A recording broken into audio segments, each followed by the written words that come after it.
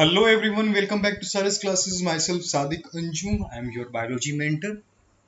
इससे पहले क्लास में हमने जाना था स्टूडेंट्स हेल्थ के बारे में, हेल्थ को कैसे मेंटेन करते हैं, हेल्थ का जो प्रॉपर डिफिनेशन क्या होता है, उससे रिलेटेड जो हिस्ट्री थी, मैंने उन सारे डिटेल्स के बारे में डिटेल्स में जाना था।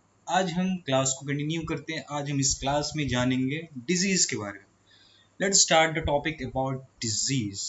What do you mean bye disease? Disease, see here, it is a physical change from normal state. What? Physical change, not this point.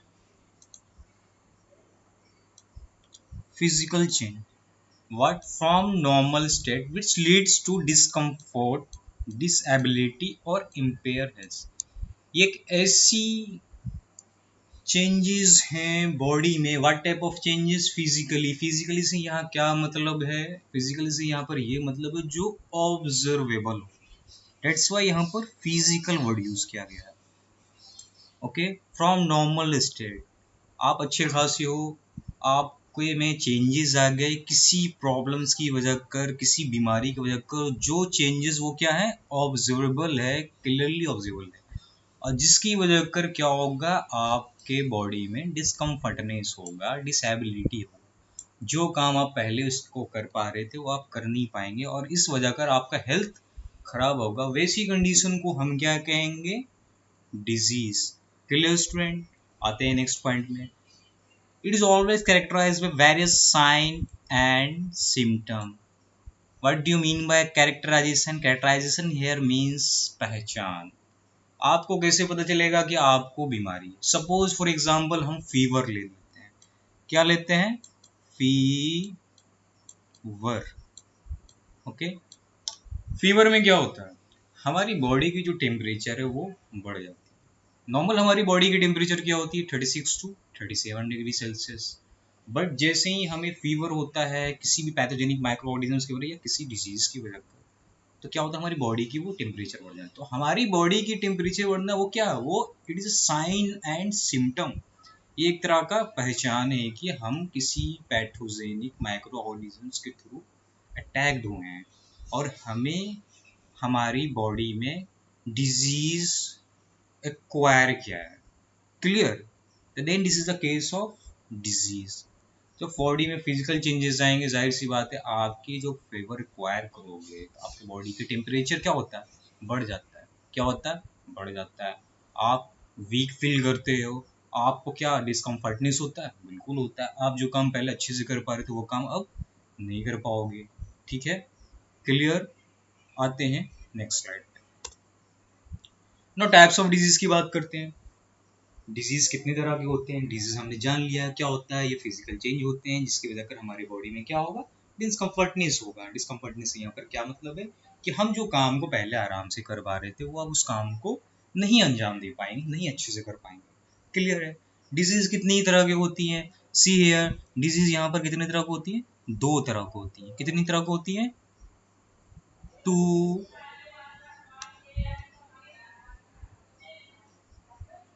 Categories. कितनी तरह की होती है डिजीज? टू। कौन कौन सा? पहला है इन्फेक्टियस, दूसरा non infectious. What? First one is infectious and the second one non infectious. अब यहाँ पर हम यहाँ पर डिटेल में ये देखेंगे कि इन्फेक्टियस से क्या मतलब होता है और नॉन इन्फेक्टियस से भी क्या मतलब होता है। क्लियर?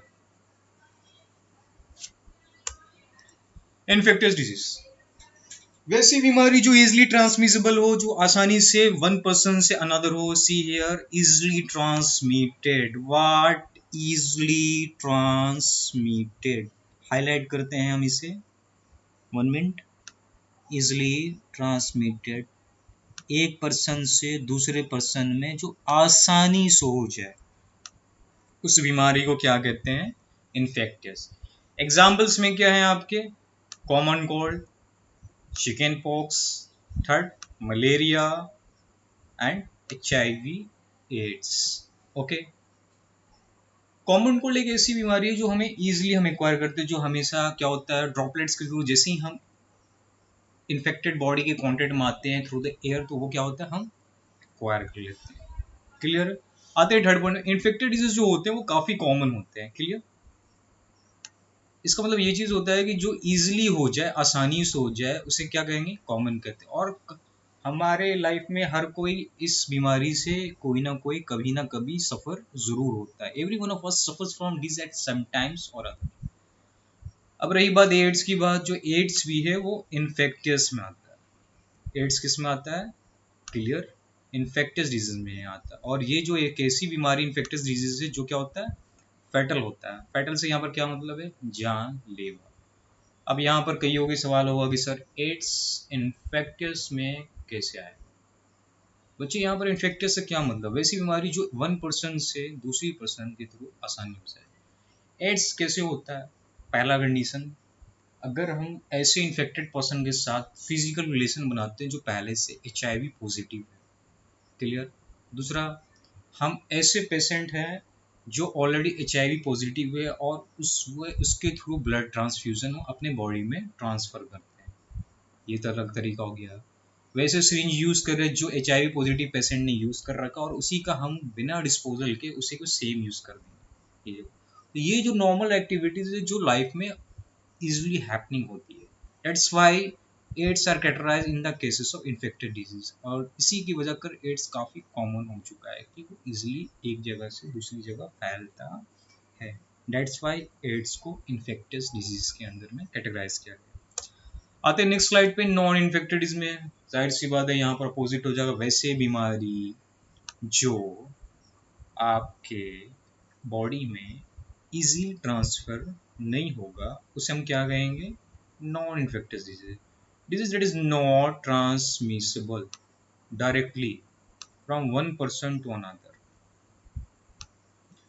ये जो बीमारी होगी ये हमारे बॉडी में किसी चीज़ की कमी की वजह कर होगा, किसी चीज़ की डाइट की मेंटेनेंस की नहीं वजह कर होगा, like heart disease, cancer, diabetes and chronic kidney disease.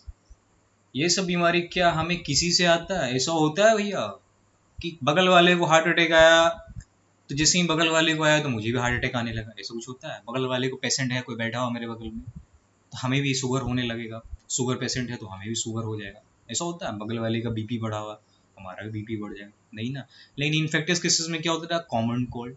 अगर बगल वाले को कॉमन कोल्ड हुआ हमारी इम्यूनिटी कमजोर है और उसने खांस दिया, छींक दिया और उस एयर ड्रॉपलेट्स को, इन्फेक्टेड एयर ड्रॉपलेट्स को हमने इनहेल कर लिया, तो उस केस में क्या होगा, हमें भी कॉमन कोल्ड हो जाएगा। लेकिन नॉन इन्फेक्टिव केस में ऐसा नहीं होगा।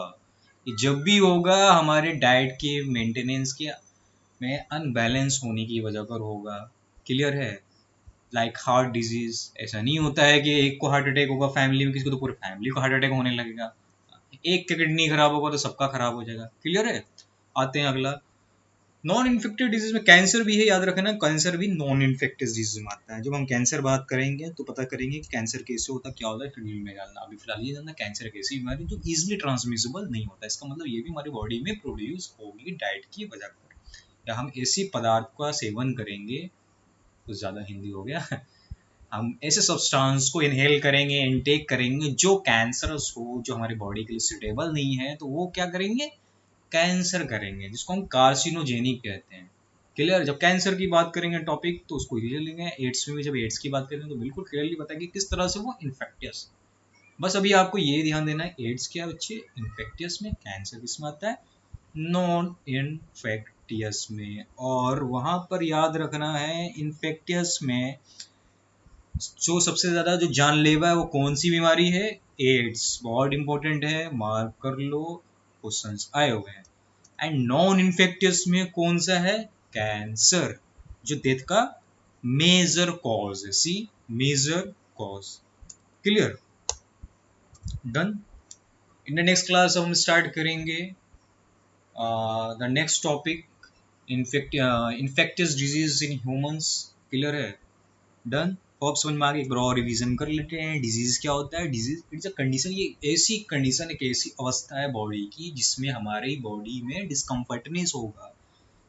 और ये डिस्कम्फर्टनेस कैसे होगा, हमारे बॉडी में कुछ फिजिकल चेंजेस होंगे। फिजिकल चेंजेस क्यों होंगे, जैसे ही बीमारी होती है तो वो किसके थ्रू होगी, पैथोजेनिक माइक्रो ऑर्गेनिजम्स के अटैक के थ्रू, और उसकी वजह कर हमारी बॉडी में डिस्कम्फर्टनेस होगा, जिसकी वजह कर हम अपने जो काम को पहले प्रॉपरली तरीके से कर पा रहे थे वो अब कर नहीं पाएंगे। अब डिजीज का पहचान हमें किस होगा, तो ये हमें साइन और सिम्टम से पता चलेगा। सी हमने साइन और सिम्टम मार्क कर रखा। आते हैं नेक्स्ट स्लाइड पे। डिजीज कितनी तरह की होती है बच्चे? 2 तरह की होती है। पहला कौन सा होता है? इन्फेक्टियस, जिसको हम कम्युनिकेबल भी कहते हैं। दूसरा कौन सा होता है? नॉन इन्फेक्टियस, जिसको हम नॉन कम्युनिकेबल भी कहते हैं। आते हैं इन्फेक्टियस में। इन्फेक्टियस क्या होता है? वैसी बीमारी जो इजिली ट्रांसमिसिबल होती है एक पर्सन से दूसरे पर्सन को, तो हम उसको क्या कहते हैं? Infected disease. Examples common cold, chicken pox, malaria, HIV AIDS, ये सब क्या है? इन्फेक्टियस डिजीज है, इजिली ट्रांसमिसिबल होते हैं। जो बीमारी बाहर से हमें अंदर आती है, क्लियर है, जो हमारी बॉडी में खुद से बॉडी नहीं होती है, जो हमारे कंट्रोल में नहीं होती है, हम इंटरैक्ट करके उस बीमारी को एक्वायर करते हैं, उसे हम इन्फेक्टेड डिजीज कहते हैं। HIV एड्स भी इन्फेक्टिस में आती है, फिलहाल ध्यान रखना, एड्स है इन्फेक्टिस में आती है। कैसे आती है, क्यों आती है, जब हम एड्स टॉपिक डिस्कस करेंगे तो वहाँ क्लियरली वहाँ पर समझाएंगे। इन्फेक्टेड डिजीज बहुत कॉमन होती है भाई, सर्दी जुकाम तो आम होती है ना, नॉर्मली हो ही जाता, तो इन्फेक्टेड डिजीज को मान लीजिए कि ये आम होती है। कुछ इन्फेक्टेड, सारे डिजीज नहीं इन्फेक्टेड डिजीज कॉमन होते हैं, कुछ इन्फेक्टेड डिजीज वो क्या होते हैं? कॉमन होते हैं, और कभी ना कभी लोगों को ये बीमारी हो ही जाती है। आते हैं नेक्स्ट स्लाइड पे। नॉन इन्फेक्टियस डिजीज, वैसी डिजीज जो इजिली ट्रांसमिसिबल नहीं होती है, उसे हम क्या कहते हैं? Non infective. एग्जाम्पल्स क्या हैं? Heart disease, cancer, diabetes, chronic kidney disease. Clear? Cancer यहाँ पे याद रखना, नॉन इन्फेक्टियस में क्या होता है, सॉरी, कैंसर क्या होता है? वो नॉन इन्फेक्टिव डिजीज में आता है, और सबसे ज्यादा जो डेथ का कॉज है वो नॉन इन्फेक्टियस के केस में वो क्या है? कैंसर। जबकि आपके इन्फेक्टियस में बच्चे क्या है? स्टूडेंट्स याद रखना, एड्स। अगर इन्फेक्टियस की बात होगी तो कौन सा डिजीज है जो सबसे ज्यादा जानलेवा है? एड्स। और नॉन इन्फेक्टियस की बात होगी तो कौन सा है? कैंसर। क्लियर? अब नॉन इन्फेक्टियस को कैसे समझना है यार? ये एक ऐसी बीमारी जो इजिली ट्रांसमिसिबल नहीं होती है, सर्दी जुकाम जैसी नहीं होती है, ये कोई बाहर से नहीं आती है। ये कब आएगी? हम ऐसी बॉडी, ऐसी सब्सटेंस का सेवन करेंगे, हम अपनी बॉडी को मेंटेन नहीं रखेंगे, हम गलत चीज़ों का यूज करेंगे। सेवन से मतलब है इनटेक, आ गई अंग्रेजी, सीख लो, उसको हिंदी में कहते हैं सेवन करना। धूम्रपान नहीं करें, स्मोकिंग किल्स, ठीक है, सिगरेट हानिकारक है, हर मूवीज में देखते हो ना, वैसे ही कुछ है, ठीक है। हार्ट डिजीज, ऐसा तो नहीं होता है कि अगर आपके घर में आपके पप्पा जी को हार्ट अटैक आया तो आपको भी हार्ट अटैक होने लगता है, ऐसा कुछ होता है? चांसेस होने के नहीं। लेकिन अगर आपके घर में किसी को चिकन पॉक्स हो गया तो बिल्कुल परहेज करना है, तो चांसेस होते हैं कि आपको भी हो सकते हैं, क्योंकि ये इन्फेक्टिव होते हैं।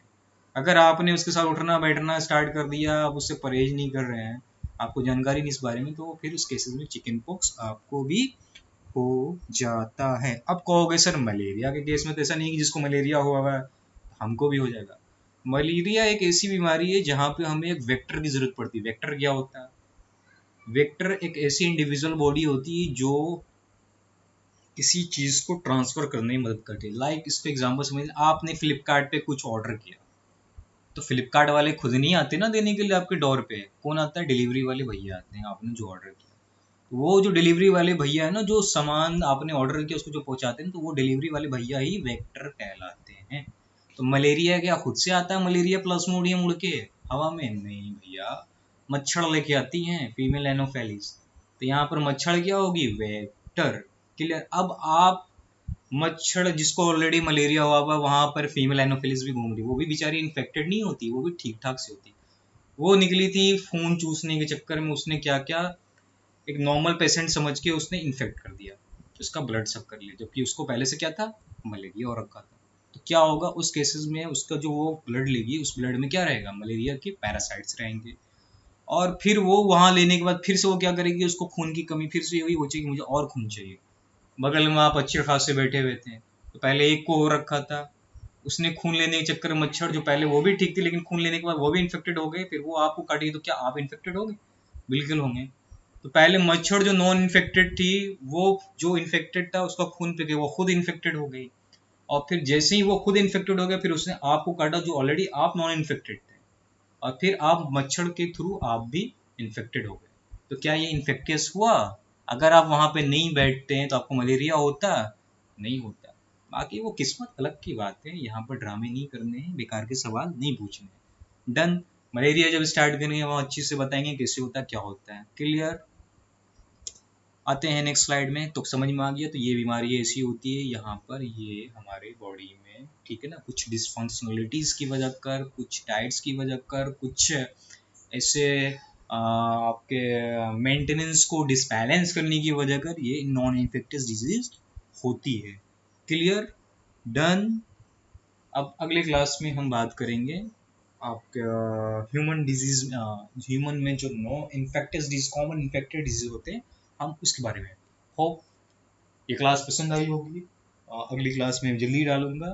Please like and subscribe my channel, that's name is science classes. Thank you very much.